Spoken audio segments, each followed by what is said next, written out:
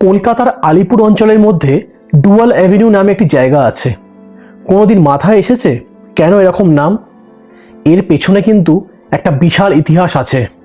আক্ষরিক অর্থেই এই জায়গাটায় কয়েকশো বছর আগে একটি বিখ্যাত ডুয়েল ফাইট হয়েছিল।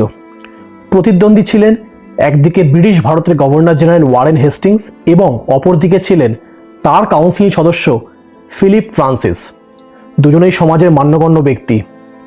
ডুয়েলের কারণ ছিল তাদের দীর্ঘ রাজনৈতিক শত্রুতা এবং ব্যক্তিগত সম্মানকে কেন্দ্র করে উত্তেজনা। অবশেষে 1780 সালের 17ই আগস্ট ভোরবেলা বর্তমান আলিপুরের বেলভেদার এস্টেটের কাছে সকাল সকাল এই জায়গায় দাঁড়িয়ে পরস্পরের দিকে রাগের চোখে তাকিয়ে রেডি হন তারা। শত্রুতা এমন জায়গায় চলে গেছিল যে ঠিক হয়েছিল ফয়সালা ডুয়েলের মধ্যে দিয়ে হবে। দুজনেই একে অপরের বিরুদ্ধে নিয়ম মেনে পিস্তল তুলে গুলি ছুড়লেন। ফিলিপ গুলিবিদ্ধ হয়েছিলেন, কিন্তু তারপরেও তিনি বেঁচে যান।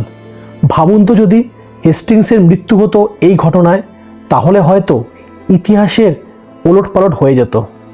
পরে এই জায়গাটার নাম হয়ে যায় ডুয়েল অ্যাভিনিউ। আজও কলকাতায় সেই রাস্তা আছে, কিন্তু খুব কম মানুষ জানে এই শহর একদিন দেখেছিল আসল বন্দুকযুদ্ধ।